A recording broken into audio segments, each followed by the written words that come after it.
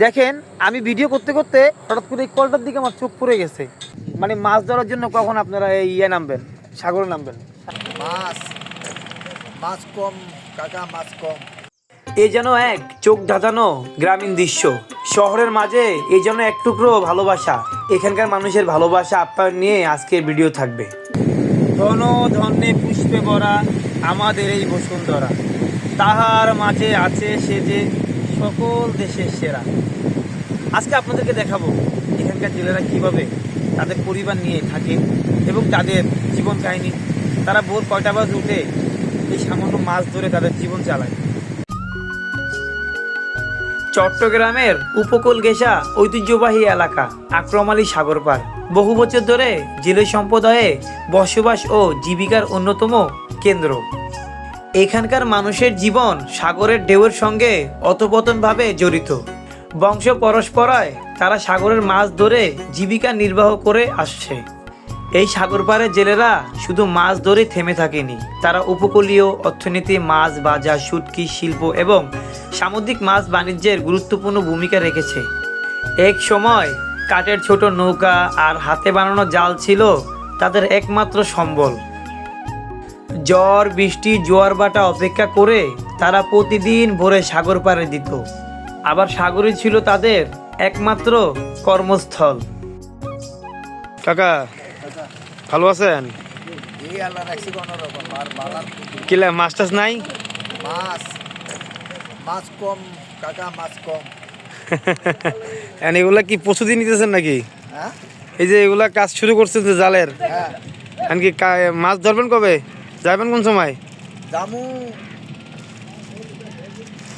ডালা হইলে মানে কেন ফোন বাড়লে যাম। আপাতত বন্ধ না? আপাতত বন্ধ। দেখতেছি তো অনেক ওই নৌকা টোকা। জাল কাজ করি তো এই জন্যে, ও, জালে কাজ শুরু করছি তো এই জন্যে। আচ্ছা। জালে কাজ করি তারপরে আবার সাগরে নাম। ও।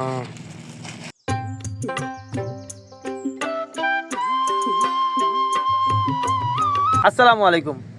এখন আছি আমি এমন একটা নৌকার ভিতরে, যে নৌকায় আমার এই জেলে ভাইরা এখানে এই নৌকার ভিতরে মাছ ধরে। এখন আমি একজনের সাথে কথা বলবো, তার নাম হচ্ছে সোহাগ। সোহাগ ভাই, এই আপনারা যে ব্যস্ত যে কর্মসূচিটা পালন করতেছেন, মানে মাছ ধরার জন্য কখন আপনারা এই নামবেন, সাগরে নামবেন? সাগরে মাছ ধরবো যখন জোয়ার উঠে, ধরেন 4-5 দিন পর। কার জন্য মানে এটা আগে ভাগে করে ফেলতেছেন না? আগে ঠিক করতেছি। তা আপনাদের মানে আপনারা ঘুম থেকে সচরাচর উঠেন কটা বাজে? এই 8-9টার দিকে উঠি। মানে যখন মাছ ধরেন তখন তখন তো রাতের দিন নাই, সারা রাত কষ্ট করেন না? সারা রাত কষ্ট করতে হয়। আবার কোনো দিন 8-9টা বাজে ঘুমিয়ে যায়। ভাইয়া ভাইয়া কোনার বন্ধু নাকি? জি বন্ধু, দুই বন্ধু মিলে মানে এই কর্মসূচি পালন করতেছেন না? এইটা মনে করেন যে আপনাদের ওই যে ইলিশ মাছ ধরে না ভাইয়া, এটা কখন থেকে শুরু হয়? ইলিশ মাছ হ্যাঁ মানে সিজন নাকি এখন? মানে সিজন অনুযায়ী আর কি। সিজন ধর না, এই আপনার জ্যৈষ্ঠ মাস থেকে শুরু। জ্যৈষ্ঠ মাস থেকে, আর এখন তো আপাতত বন্ধ। এখন আপাতত বন্ধ।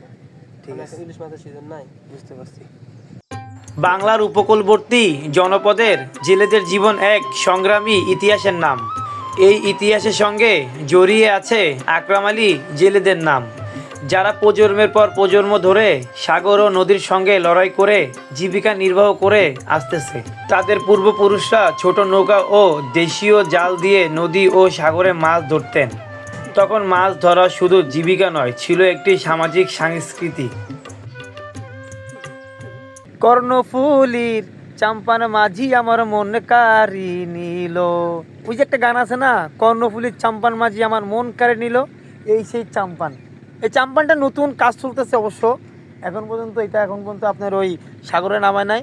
সাগরে নামাবে। ওই যে আমার পিছনে দেখতে পাইতেছেন যে কালো কালো যে ওগুলো হচ্ছে আলকাতরা। ওই আলকাতরা দিয়ে আর কি আপনার এই চাম্পানগুলো পরিপূর্ণভাবে মেরামত করা হয়। এই চাম্পানের আপনার মেরামত চলতেছে। এটা রিসেন্টলি যদি সাগরে পানি ওঠে এটার কাজ চলবে।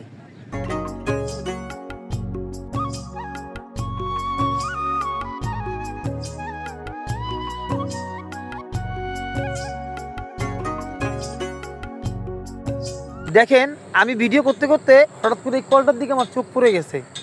এক তো এখানের জেলে ভাইদের হাড়ভাঙা পরিশ্রম, আর দুই নম্বর হচ্ছে এখানে বিশুদ্ধ পানিও নাই। দেখেন অবস্থা, যে কোনো মুহূর্তে কলটা ভেঙে যেতে পারে, যে কোনো মুহূর্তে। ভাই এদের জীবনযাপন কতটুকু কঠিন আপনারা যদি চোখে না দেখেন কখনো বিশ্বাস করতে পারবেন না ভাই। যে কোনো মুহূর্তে কলটা ভেঙে যেতে পারে। এক তো এদের পরিশ্রম, কষ্ট, ভালো বিশুদ্ধ পানি নাই, আর 2 নম্বর হয়েছে যে এই কলটা যে কোনো মুহূর্তে ভেঙে যেতে পারে ভাই। আল্লাহ, কি একটা অবস্থা রে ভাই।